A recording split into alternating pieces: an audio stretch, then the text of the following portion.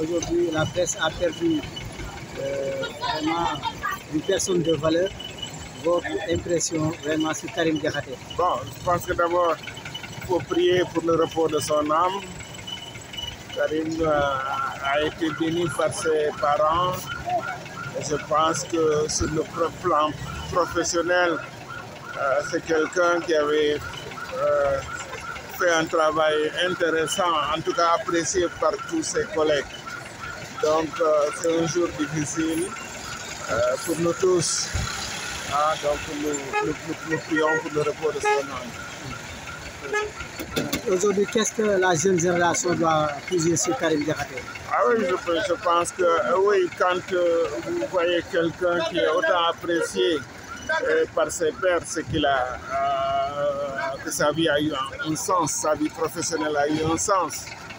Donc je pense que c'est à méditer. Ça doit être une référence pour tous les jeunes. ci wolof tey nag. bon lu dul ne ñaanal ko Karim Diakhaté xale bu baax la dañ koy ñaanal ay mbokkam santoon nañ ko bi muy dund voilà. Et sur le plan professionnel def naa ku doon def liggéeyam vraiment ci règle de l'art yi comme niñ koy waxee kon nag bon xale yi ñi nga xamante ni ñoo fi nekk war nañu jël ci moom dara waaw fulla gi fayda gi bi mu doon def ci liggéeyam.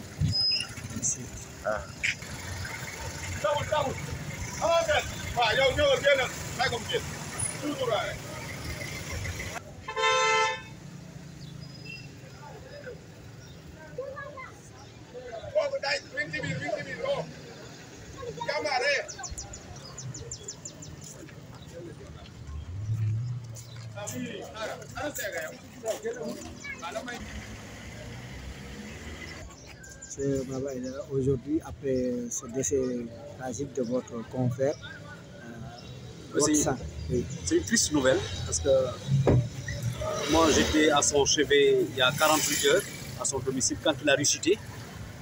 D'abord, il faut dire que notre frère, notre collègue Karim Diakhaté était déjà interné aux urgences à l'hôpital Fann. Je suis allé également à son chevet il y a un mois et il a passé d'ailleurs le 31 décembre à l'hôpital. Ça a été très dur pour lui et pour sa famille en cette nouvelle an. Et puis, après 10 jours d'hospitalisation à l'hôpital Fann, il a regagné son domicile à Anne-Maris et il a rechuté 3 jours après, avant qu'on l'amène à la clinique des Maris. C'est là où il a tiré sa révérence.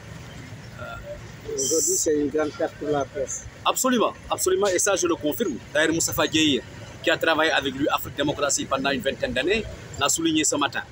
Et moi, ce sont les 2 dernières années qu'il a collaboré à Confidentiel Afrique. D'ailleurs, je rappelle que c'est Karim Diakhaté qui a fortement contribué à la réussite du numéro spécial consacré aux 100 jours de Diomaye Faye, le président Diomaye. Je l'ai également associé dans la réalisation du dossier, le cahier spécial sur la Mauritanie, consacré à la présidence de l'Union africaine que préside le président Ghazouani de la Mauritanie. Donc c'est une immense perte pour la presse sénégalaise et panafricaine.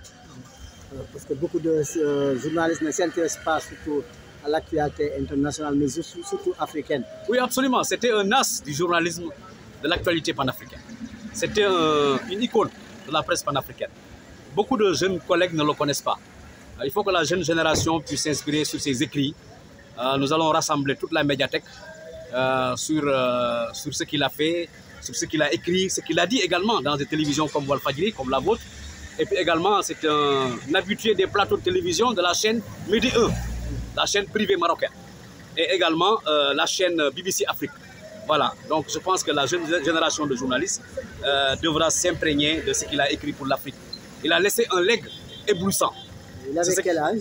Il avait 57 ans. ci wolof tey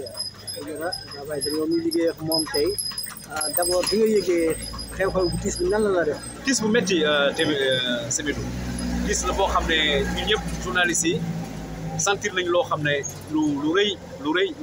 lu métti moo dal ci kaw presse bi ndaxte Karim Diakhaté ñu ko xam ñu liggéey ak moom xam nañu journaliste bu mag la bu xarañ ci actualité panafricaine daanaka sax ay analyse am yi amatul léegi Sénégal ñuy intéressé ci géopolitique internationale bëriwul Sénégal moom bokk na ci yoo xam ne ñoo gën a xarañ ci réew mi ci Afrique sax dans la sous-région dañ ko doon consulter man miy liggéey nag man Confidentiel Afrique balaa muy liggéey ak man liggéey nag ak ku tudd Moustapha Dieye xam ne moom moo dirigé magazine bu tudd Afrique Démocratie liggéey nag Moustapha Dieye pendant 20 ans ñaar fukki at mi ngi liggéey ak moom ba affaire bi commencé wàcc nag la ñëw ma woo ko ma ne ko kaay jàppale ma ci liggéey bi mu nekk koo xam ne ku xarañ lool bokk na ci ñoo xam ne bind nañu sax ay articles yu mag ci Diomaye les 100 jours de Diomaye yoo xam ne ñu bind nañ ko mois d'avril passé bind na aussi ci dossier boo xam ne cahier spécial boo xam ne président Gazouani moo ko commandé woon pour man moom tamit ñëw na dugal na ci loo xam bind na ay bind yu am solo ci journal bi xale yi léegi war nañu roy ci moom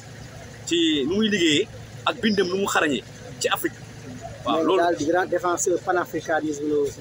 waaw moom tamit ku xam géopolitique africaine la xam na histoire résistant africain yëpp xam na aussi ñoo xam ne la jeune génération qui monte les leaders émergents bind na ci aussi lu bëri waaw Karim daal jar na daal royukat waaw. léegi xale yi lan la ñu war a jël ci moom ci réew. waaw man maa ngi woo xale yi journalistes yoo xam ne ñu ngi école wala ñoo xam ne bu ñu génnee yàggul nañu gëstu ci médiathèque on va Confidentiel Afrique nañu def benn médiathèque boo xam ne dina relier article am yëpp yoo xam ne def na ko pendant ces 30 dernières années comme ça ñu jox ko waa CESTI ñu dem EGICOM aussi jox leen ko dem ISIC jox leen ko école journaliste fu mu nekk dinañ jël médiathèque bi jox leen ko pour xale yi mun ci gëstu parce que léegi nag dafa tumuranke analyse géopolitique boo xam ne dafa pointu ci Afrique amatul Semedo.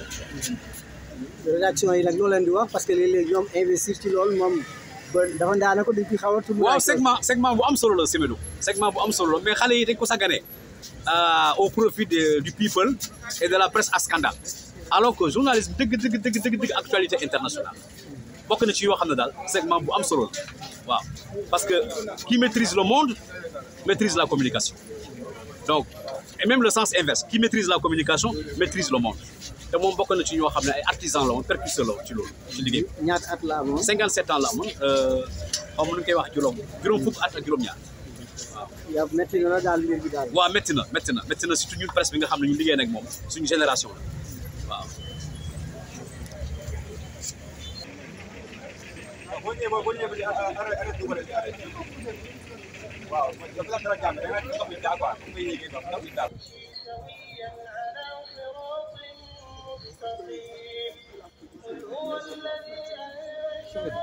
Oui.